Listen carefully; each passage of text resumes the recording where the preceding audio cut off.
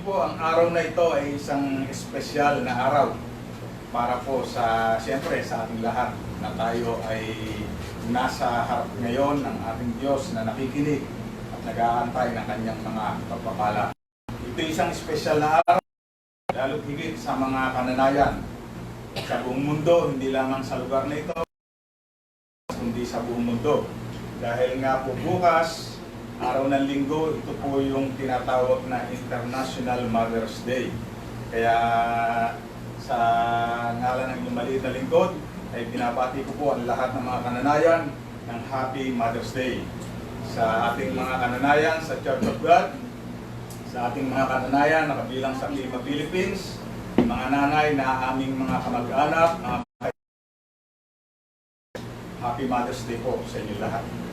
Alam niyo po, ang isang katotohanan ng lahat, ng halos lahat ng tao, na ng mga sinaunang panahon, maging sa kasaysayan sa Biblia, ay nakita naman po natin kung paanong yung mga mahalagang tungkulin sa ating tahanan, sa ating sosyedad na kinabibilangan, at maging sa gobyerno na ating kinabibilangan, alam natin na yung mga mahalagang tungkulin ay nakaatang sa mga kalalakihan ng mga unang panahon.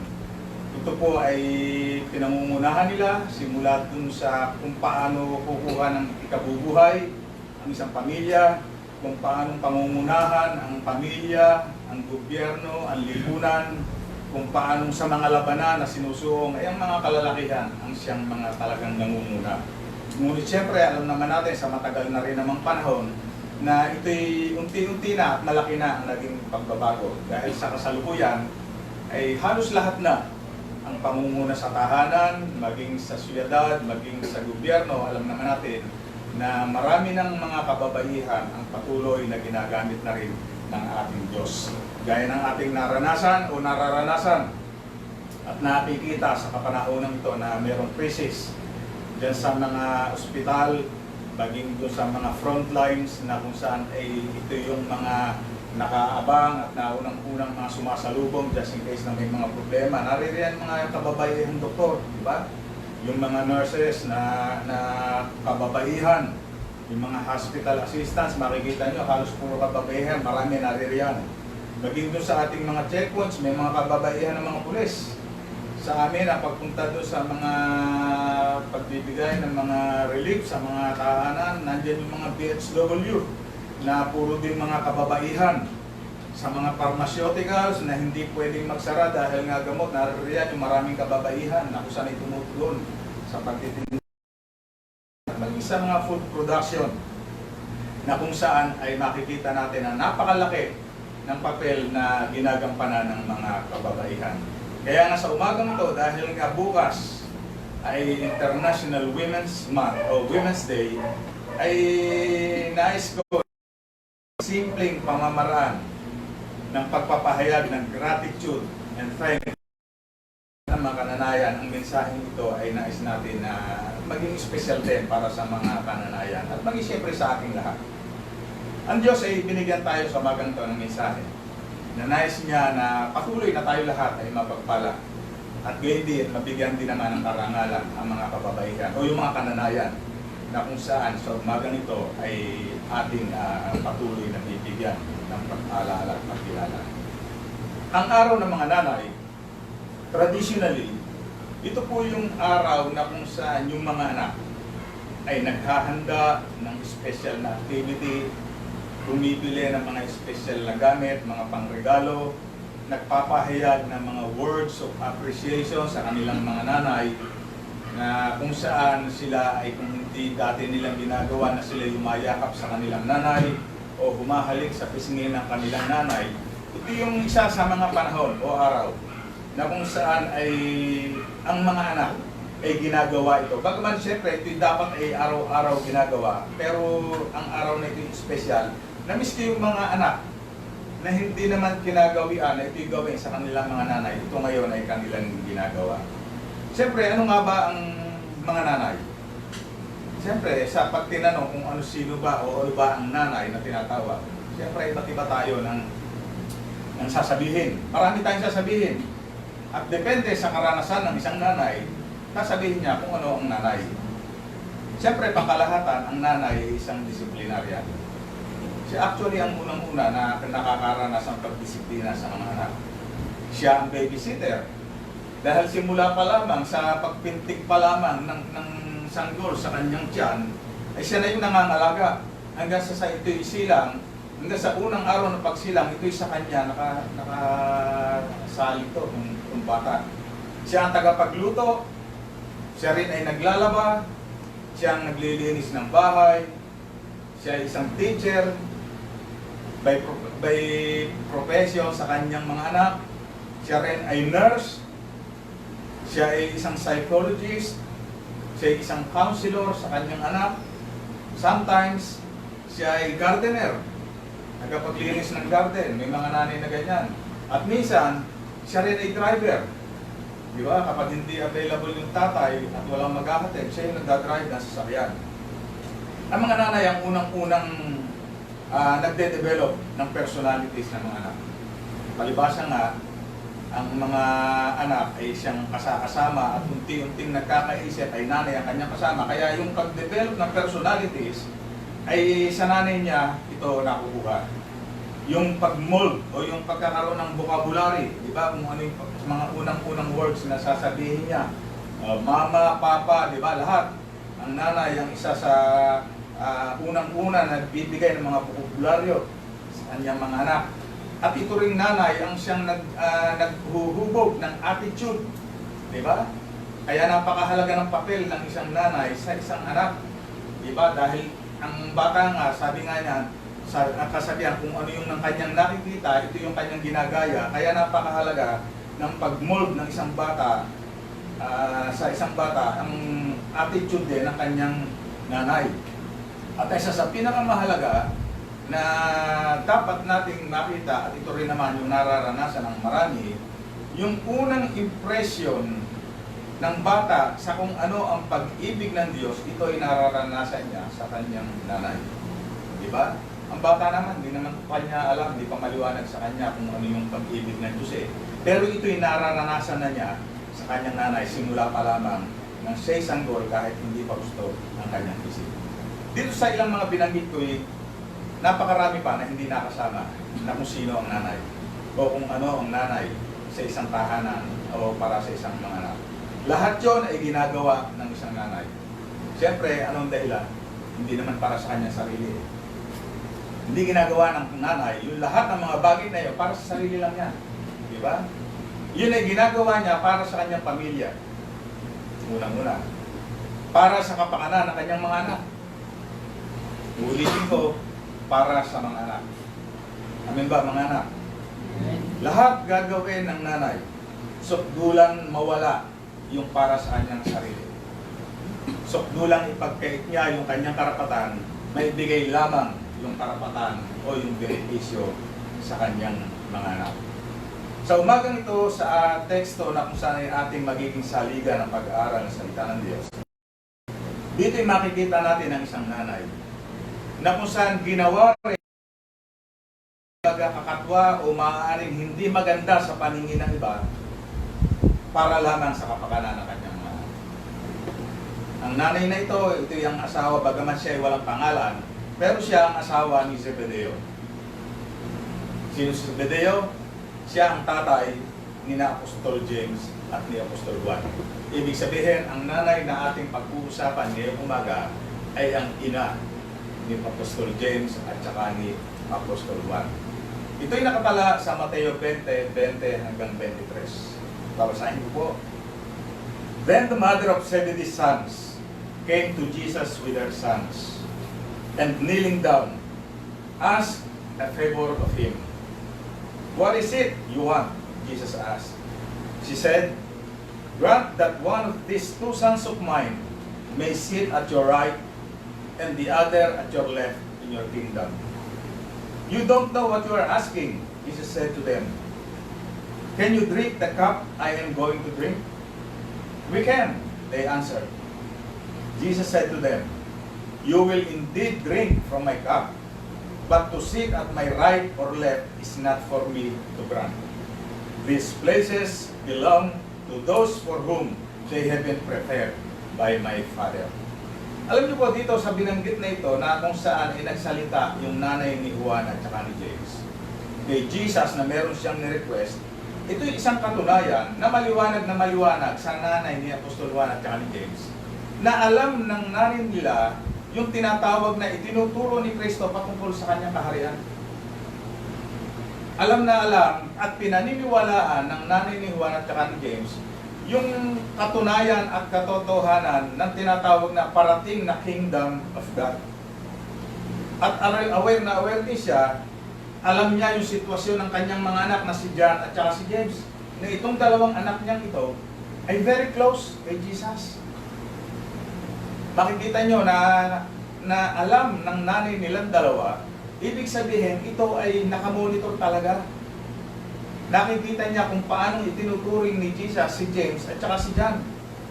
Very close, katunayan itong dalawang ito na magkapatid na ito ay kasama doon sa inner circle o doon sa tinatawag na core group ni Jesus kasama si Peter.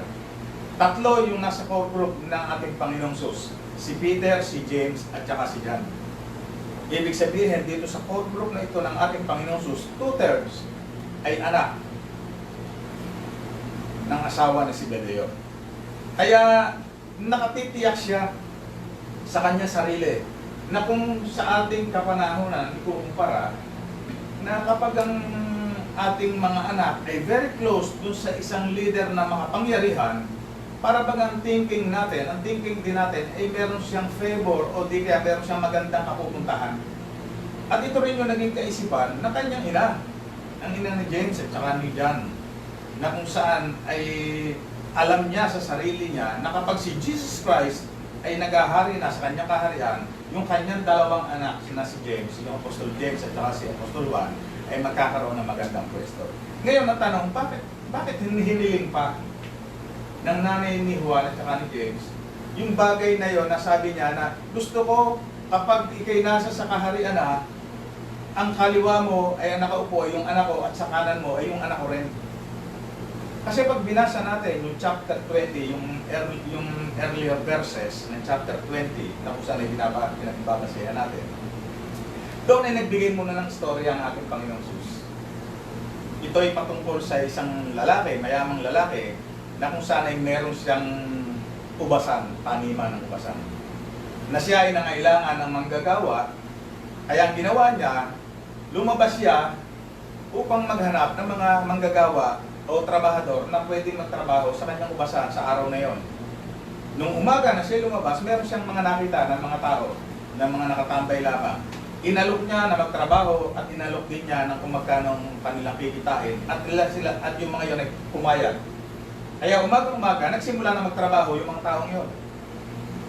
Nung magtatanghali na, ang ginawa uli ng may-ari ng ubasan, habang may mga nagagawa na sa kanyang ubasan, ang ginawa niya ay lumabas muli siya nung magtatanghalian. And then nakakita uli siya ng mga nakatambay na walang ginagawa. Ang ginawa niya, inalok niya uli na magtrabaho. At pumayag ang mga ito at sila man ay nagtrabaho din bago mananghalian. And then habang nagtatrabaho na yun, yung mga grupong iyon ng mga tao, nung hapon na siya ay lumabas muli. Nung hapon na. At nakakita muli siya ng mga tao na nakatambay lamang. Kaya ang ginawa niya, inalok niya rin na magtrabaho. Pumayag ang mga ito at sila man ay nagsimulang magtrabaho nung hapon na. Pagdating ng gabi, sinabi ng may-ari ng ubasan, tawagin na yung lahat ng mga nagtrabaho simula ng umaga, ng magtatanghalian at saka ng hapon. At lahat sila ay binigyan ng sweldo nila na pare-parehas ang naging laki ng kanilang tinanggap na sweldo.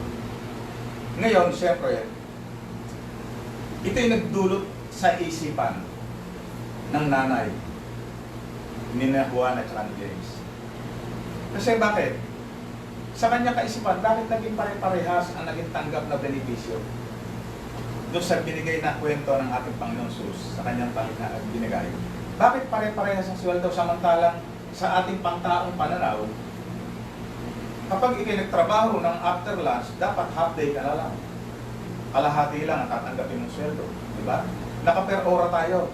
Pero ang ginawa ng ating Panginoong Sus, yung nagtrabaho ng umagang-umaga at yung nagtrabaho ng hapon na, parehas lang ang binigay na benepisyo. Kaya dahil dito nagkaroon ng alalahanin, nagkaroon ng ang nanay ni Juan at saka ni James. Kasi bakit?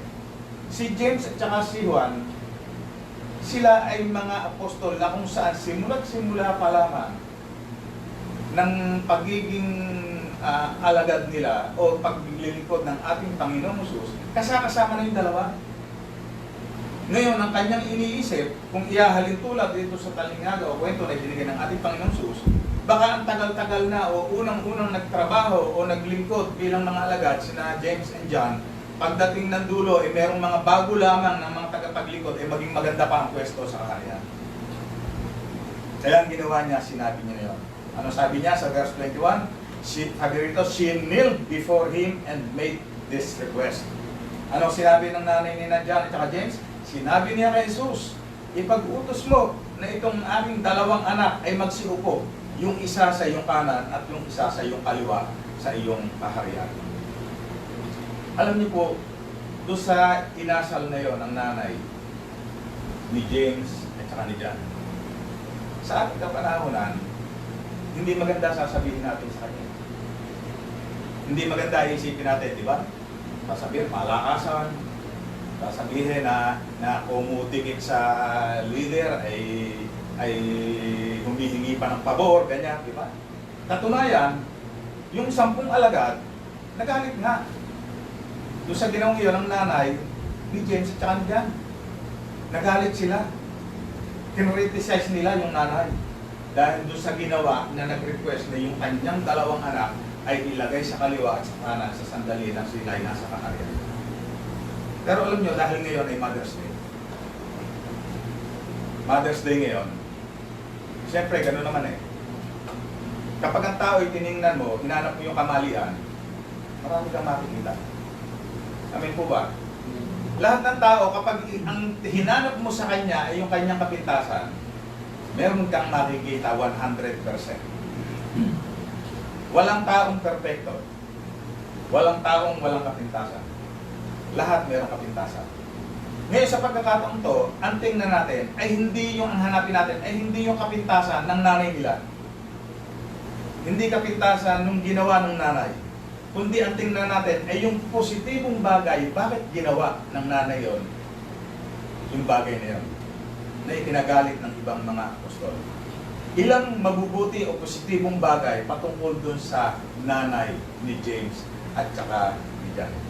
Tatandaan po natin, take note, yung request na yun ng nanay ni John at saka ni James, hindi naman dininay ni God ni Jesus. Hindi naman niya dininay. Bagaman hindi rin naman niya outright ay ginrun. Hindi naman niya sinabi agad sa nanay ni James at John, o approve. Hindi naman. Wala. Pero hindi naman niya dininay. Ang binanggit lamang niya ay paalaala. Yung bigat o yung halaga na kapag ikaw ay uupo sa kanan at sa kaliwa, hindi yan simpleng katungkulan. At sinabi pa ng ating Panginoon Sus, hindi siya magpapasya kung sino uupo sa kanyang kanan o sa kaliwa. Ang magpapasya ay ang Ama. Ngayon sa umagang ito, gaya na sinabi ko, ang titingnan natin ay hindi yung negatibo sa mga nanay. Ang titingnan natin ay yung mga positive na meron ang mga nanay. Sa pagkakataon to, yung positive na meron ang nanay ni James at saka ni John doon sa ginawa ng iyon. Una, gusto lamang ng nanay ni James at saka ni John na yung kanyang dalawang anak ay magkaroon ng bahagi sa kaharian. Una, she wanted her sons to be part of God's kingdom. Yun ang maliwanag. Yun ang maliwanag na makikita natin na kaya binanggit ng nanay niya yun, nag-request kay Jesus, gusto niya na yung kanyang anak ay magkaroon ng bahagi sa kaharian. Tatanungin ko po kayo, meron pa bang hihigit na mas mahalagang kahilingan para sa isang ina na yung kanyang anak ay pumunta sa kaharian na maganda ang kalalagay? Meron bang nanay na tatanggi ron? Meron bang nanay na hindi mananalangin o magre-request o magwi-wish sa ating Diyos na Panginoon, ang mga anak ko sana'y maging aktibo sa kaharian kapag nandun at nagkahari ka na? Di ba? Na yung kanyang mga anak ay magkaroon ng magandang bahagi sa kaharian. Yung gusto niya lamang na makita o i-ensure na yung kanyang mga anak ay siguradong magkakaroon ng bahagi sa kaharian. Alam ko na maraming nanay, sinasabi man natin tunay na Kristiyano o hindi, maraming mga nanay ang nananalangin. Nananalangin dahil dun sa kailangan na manalangin. Meron naman talaga na kinagawian na mga nanay na mapanalanginin. Marami namang nanay ang nananalangin kasi yung pagiging nanay, hindi naman gano'ng kadali. Hindi gano'ng kadali ang bahagi ng isang nanay. May special calling, may special purpose ang Diyos para sa mga nanay. At yung mahirap na bagay na yon, ang isa sa nagiging dahilan kaya maraming nanay ang nananalangin sa Diyos kasi nga mahirap maging nanay. Diba? Malimit ang mga nanay nakakaranas ng mga frustrations. Diba? Sa kabila na nais nila sa simula pa lamang ay tinuturuan na nila ng tama ang kanilang mga anak, talagang nangyayari pa rin na marami pa rin ang hindi nakasusunod doon sa kagustuhan ng mga nanay na mapabuti ang kanilang anak. Gusto ng lahat ng mga nanay na magtagumpay o mapabuti ang kanilang mga anak. Walang magsasabing ayaw, lahat. Kaya lamang dumadating yung tinatawag na frustrations dahil hindi nga talaga nangyayari yun. Hindi lang pagiging magulang, kundi specifically yung pagiging nanay mahirap. Hindi naman lahat ng panahon malungkot. Siyempre, meron ding kagalakan sa buhay ng nanay. Di ba? May mga panahon na proud tayo sa ating mga anak. Ang mga nanay, may mga times na proud. Di ba? Nakikita mo, mga nanay, kahit magmukhang katawa-tawa, basta para sa anak. Kasi proud sa anak. Di ba? Kaya lamang, may mga times naman na halos maubos na ang tissue, maghanap na ng panyo sa kaiyak para sa anak. Di ba? Kasi bakit? Dahil naman sa mga tinatawag na kabiguan. Kaya yung isang nanay na na-interview, sabi ron, yung nanay na yun ay meron 3 anak. May nag-interview sa kanya. Kasi yung 3 niyang anak na bata ay talaga namang nandun na lahat. Pilyo, matitigas ang ulo, maliligalig, lahat nandun na. Sa madaling sabi, hirap na hirap yung nanay sa kanyang 3 anak. Ngayon, may nagtanong sa kanya, interview, kung ikaw ba ay muling mabubuhay at bibigyan ng pagkakataon na muli ay mga anak, gugustuhin mo ba ulit kay magkaanak? Sabi ng nanay, of course, gugustuhin ko pa rin mga anak. Kaya lamang, ang request ko lamang, sana ay huwag yung ganong tulad ng itong tatlong to maging anak ulit. Di ba? Makikita nyo na bagaman iyon ay isang katawa-tawa, pero doon natin nakikita yung tinatawag na mga karanasan. Kasi bakit niya sinabi yun? Bunga ng karanasan na maaaring nahirapan siya. O yung tinatawag na hindi mangyari, yung gusto niyang mabuting mangyari para sa kanyang mga anak. Kaya maliwanag na ang pagiging nanay ay hindi ganun kadali.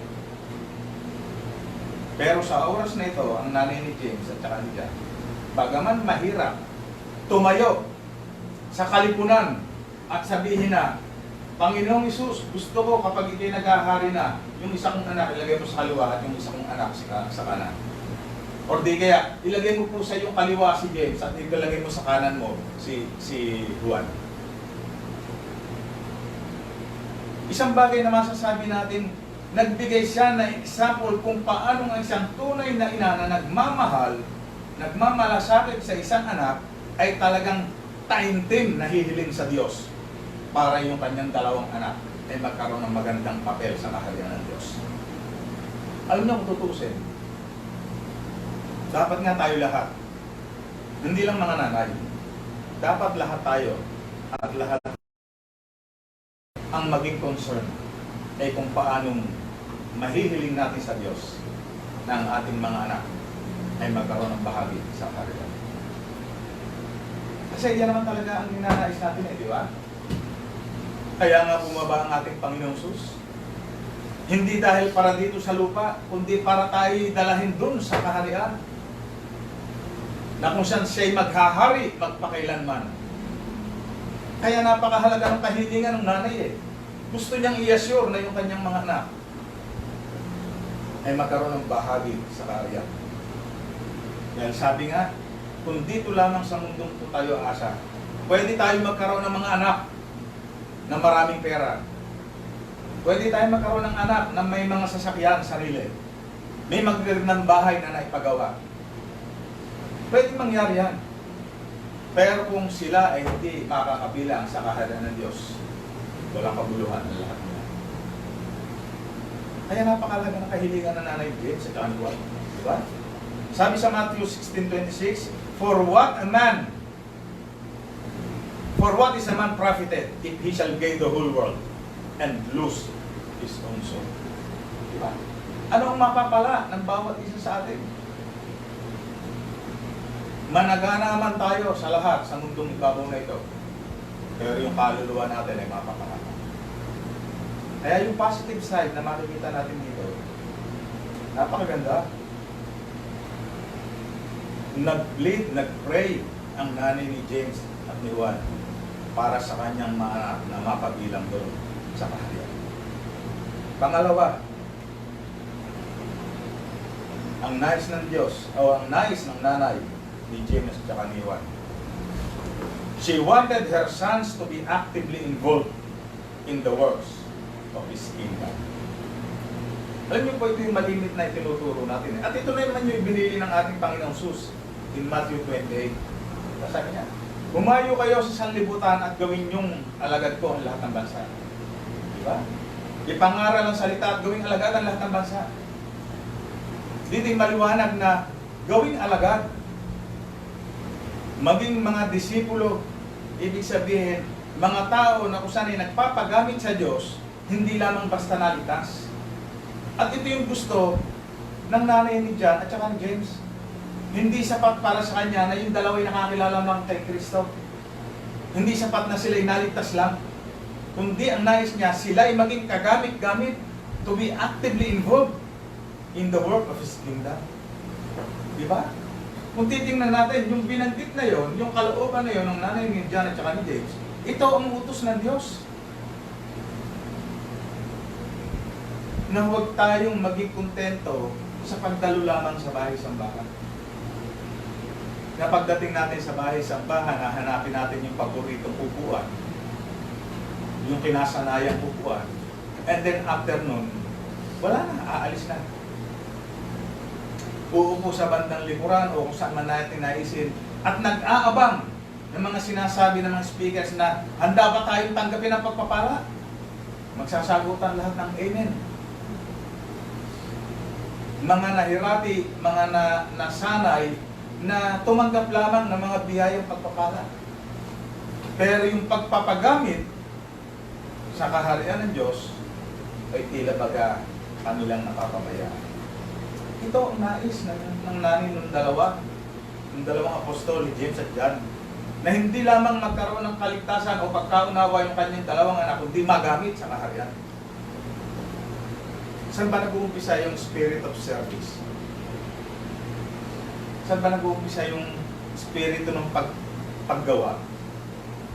Di ba sa tahanan? Saan ba tinuturuan maghugas ng plato ang mga bata? Sa school? Saan ba tinuturuan magwalis ng bahay? Magpunas ng sahig ng upuan? Di ba dapat ay sa tahanan? Diba? Nakakahiya naman na nasa ibang lugar pa natin o natutunan ng ating mga anak yung mga bagay niya. Di ba? Kapag hindi nila natutunan niya, pag hindi sila natutong magwalis ng bahay, pagdating ng church, hindi rin ganun kadaling magwalis ng church. Ha? Di ba? Kasi hindi nga sila nasanay doon sa tinatawag na paglilingkod. Kaya napakahalaga ng papel ng mga nanay. Saan ba'y tinuturo yan sa tahanan? Kaya yung paglilingkod, hindi lamang doon sa mga gawain, ultimong yung pananalangin, yan ay itinuturo din sa tahanan. Kaya natutuwa ako, nagpapasalamat ako sa Diyos. Bagaman negatibo ang ating naranasan, pero ito yung panahon na kung saan ay talagang very active na ang ating mga anak, tayo lahat ay nagkaroon ng bahagi sa tinatawag na paglilingkod sa ating Diyos. Na sana matapos ang crisis na ito, patuloy itong mangyari Hindi lamang dito sa tahanan, kundi maging sa iglesia at maging sa labas. Di ba? Magamit tayo sa pagpapalaganap ng salita ng Diyos kung paanong maraming tao ang makakilala at magkaroon din ng kaligtasan.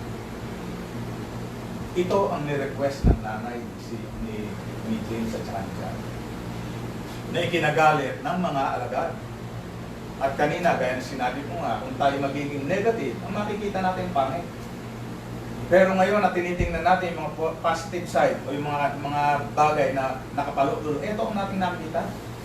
Gusto lamang ng nanay nung dalawa na hindi lamang basta silang maligtas, kundi sila ay magamit sa kaharian. At siyempre, yun din ang naisin nating lahat. Gusto po ba natin magpagamit para sa pagpapalawak ng kaharian ng Diyos? Amen. Yan. Diba? Kaya hindi tayo dapat magkaroon ng negative na bagay patungkol sa bagay niya. At yung panghuli, pangatlo,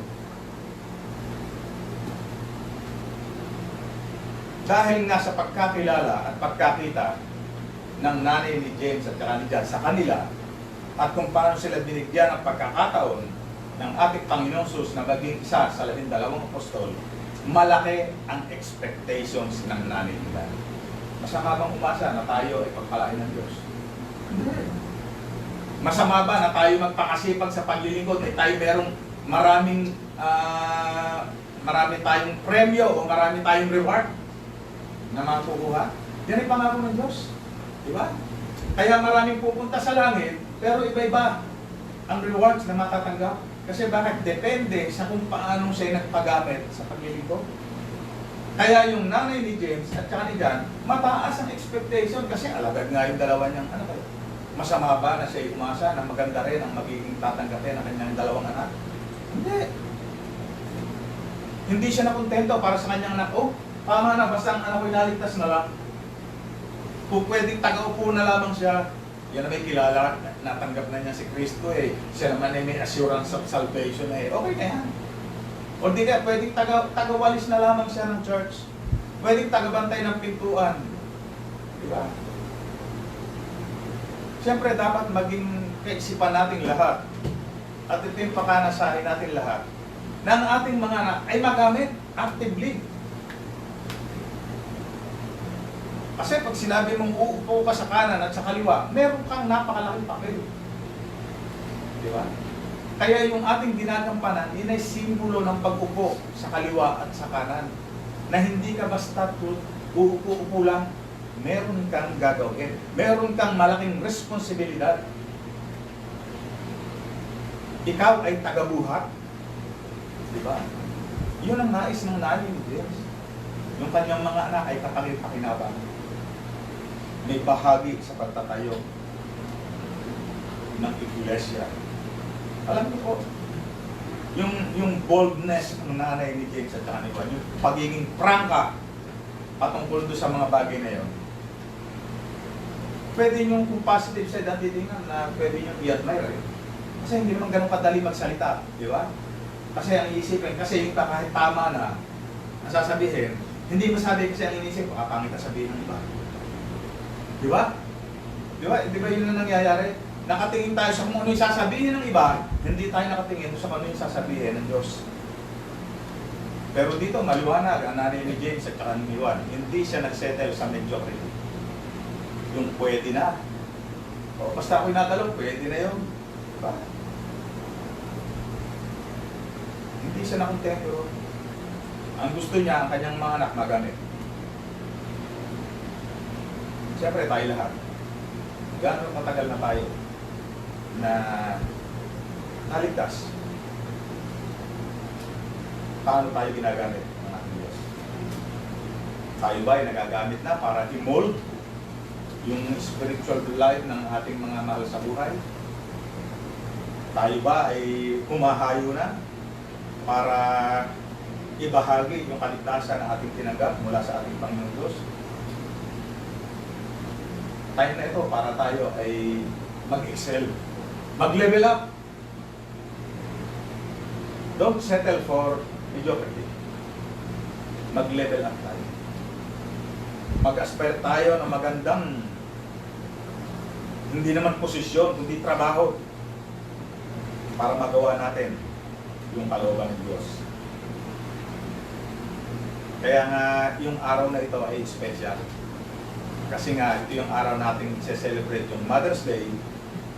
Kaya nire-recognize natin yung mga kananayan, at dito nga sa ating pinag-aralan nito na kasaysayan ng nanay ni James at saka ni John, na kung saan ay nakita natin yung pag-ibig ng isang magulang sa mga anak. Na dahil sa pag-ibig na yan, na ipinadama sa atin ng ating Diyos, tayo rin ay nagkaroon ng pakinabang. Itong pag-ibig na ito ang nagdala sa atin mula sa kapahamakan patungo sa buhay. At ito yung pag-ibig na kung saan ay inye-express, pinadarama ng nanay ni Zebedeo at ni John sa kanilang dalawa. Pag-ibig na handang magsakripisyo. Diba? So, dulang may pangit na sabihin ng iba, basta yung kabutihan ng Diyos ay maranasan ng kanyang mga anak. Yung pangako ng Diyos ay maranasan ng kanyang mga anak. Wala nang hihigit pa doon sa pagnanasa nila. Alam ko na napakaraming mga nanay ang talagang nagnanais ng kanilang mga anak ay magkaroon ng tunay na relasyon sa Diyos at magkaroon ng tunay na bahagi doon sa kaharian. At habang tayo nag-aantay dito sa lupa, ay magamit effectively para magawa ang kalooban ng Diyos. Hindi lamang sa atin, kundi maging sa lahat ng tao. Kaya alam ko, marami ang mga nanay na ganyan. Alam niyo po, isang true story bilang bahagi ng ating pagwawakas. Isang tunay na kasaysayan na nangyari patungkol sa kanya napakahalagang ginawa rin ng isang nanay. Ito yung kasaysayan nito, yung nakapaloob to dun sa panahon ng World War II. Alam naman natin lahat mo yung World War II. Kung gaano ito ka-devastating, kung paano ito nagkaroon ng napakalaking crisis sa buong mundo. Noong World War II, yung tinatawag na Holocaust, na kung saan milyong mga tao ang nangamatay. Milyong mga tao. Kasama yung pamilya ni Solomon Rosenberg. Solomon Rosenberg. Kasama niya ang kanyang asawa, kanyang dalawang anak na lalaki, yung kanyang nanay at yung kanyang tatay. Dahil nga doon sa tinatawag na World War II, sila ay inaresto at dinala doon sa Nazi concentration camp. Sa Nazi concentration camp, na kung saan yun po ay isang kampo o yung tinatawag na labor camp. Pag sinabing labor camp, kaya ka dadalahin doon upang ikaw ay magtrabaho. At kung mapapanood natin yung mga pelikula kung paano magtrabaho yung mga nasa labor camp, ganun kahirap ang kanilang naranasan. True to life. At ang rule doon sa labor camp na yon, yung simpleng rule lamang, hanggat ikaw ay nakapagtatrabaho, may pagkakataon kang mabuhay. Pero kapag ikaw ay wala ng kakayanan magtrabaho, ikaw ay makakatayin. Kaya dalawa lamang. Kapag gusto mong mabuhay, magtrabaho ka. Pero kung ikaw ay hindi na makatrabaho, alam mo na kung saan ang pupuntahan. Ngayon, si Rosenberg at ang kanyang pamilya ay napalagay nga doon sa tinatawag na labor camp na yun. Palibasa ang kanyang tatay at ang kanyang nanay ay mga napakatatanda na. Hindi na kaya magtrabaho. Ang kanyang nanay at tatay ay pinatay na. Ang natira na lamang ay si Solomon Rosenberg, yung kanyang asawa at ang kanyang dalawang anak na lalaki. Matapos na kunin ng mga sundalo ang kanyang nanay at tatay dahil nga doon sa hindi na kaya magtrabaho, pinatay na, ang naisip niya na pwedeng sumunod ay ang kanyang bunsong anak na lalaki.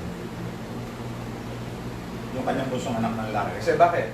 Yung kanyang bunsong anak na lalaki wala pang kakayanan magtrabaho. Bukod sa mahina ang katawan. Kaya dumating ang time na sa kanyang pag-uwi, galing sa tinatawag na pagtatrabaho, ang ginagawa niya, hinahanap niya agad yung kanyang asawa at yung kanyang dalawang anak.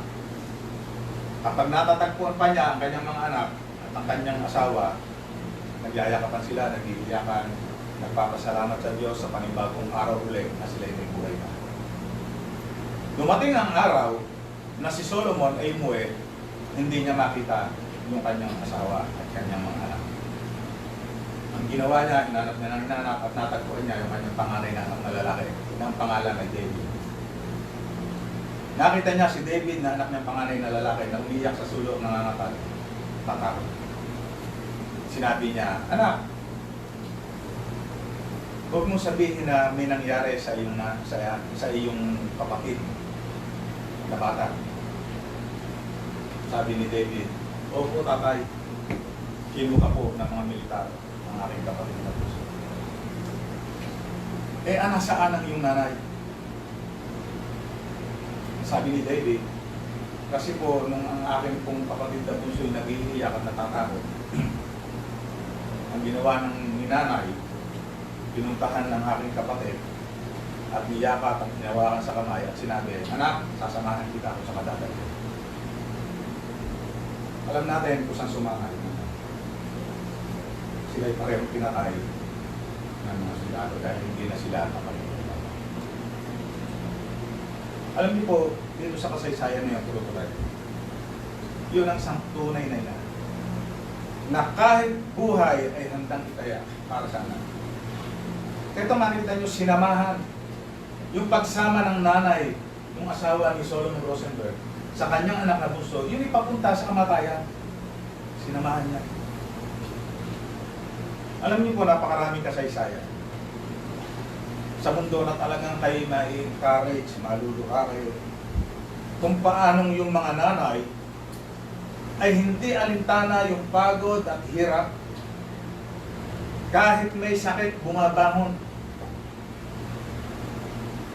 para maibigay yung pangangailangan ng mga anak. Halimbawa, yung mga anak ay may pasok o mag-aaral, magtatrabaho.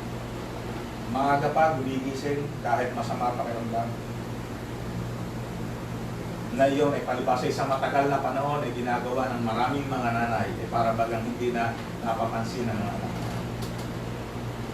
Pero pag titingnan nyo yung sakripisyo na kung saan ay ginagawa ng mga nanay at dito sa nangyari sa nanay ni John at saka ni James, na kung saan maging sa paglilingkod nilang dalaway kasama kaya na-monitor niya yung pagiging close, yung pagiging kabilang doon sa tinatawag na inner circle ni Jesus. Kasi nga, kasama siya, nakamonitor siya. Kaya meron tayo tinatawag, mga nababalita sa TV na ang tawag sa mga nanay, mga martir. Diba? Kasi bakit? Yan yung tinatawag ng pagiging ina. Alam niyo, pinupuri ko ang Diyos. Lubos ako nagpupuri sa Diyos sa buhay ng mga nanay. Talpakan naman natin ang mga nanay. Dito, sa iba't ibang lugar, sa mga oras na nakakakita, pinupuri ko ang Diyos sa buhay ninyo lahat. Salamat sa mga nanay na maging kahit sa kapanahonang taon noon at maging sa ngayon, marami pa rin mga nanay na handang gawin at patuloy na gagawin yung mga bagay na ito para sa kanilang mga anak. Ang panalangin ko lamang sa lahat ng nanay na kung kaya ninyo na ibigay ang inyong sakripisyo, ang inyong buhay para sa inyong mga anak, mas pakanasahin ninyo na magsakripisyo kayo at ibigay ang inyong buhay para sa Diyos. At lagi inyong tatandaan, magawa ninyo sa inyong buhay gaya ng ginawa ng nanay sa kanyang anak. Ano sabi ron? There is nothing to be afraid of, sabi ng nanay sa kanyang anak. Nadadalhin ko sa patayan. There's nothing to be afraid of. I will go with you. Yan ang ginawa ng ating Diyos sa lahat ng tao, maging sa mga nanay. Ang ating Diyos hindi hinayaan na ikaw ay makahanap. Ibinigay niya ang kanyang buhay para sa iyo. There's nothing to be afraid of. I will go. Palakpakan natin ang mga nanay. Sa natin mensahe sa umagang ito na tinigay ng ating Panginoon. Hindi lamang siyempre para sa mga nanay. Bagaman espesyal ang araw na ito para sa mga nanay. Ito'y patuloy na pahalagahan natin. Kung tayo nagpapahalaga sa ating mga anak, ginagawa natin ang maraming sakripisyo maging ang ating buhay para sa ating mga anak. Mas gawin natin yan para sa Diyos. Kasi yun may pakinabang. Pag ginawa natin yun, pati ang ating mga anak magkakaroon ng pakinabang sa lahat.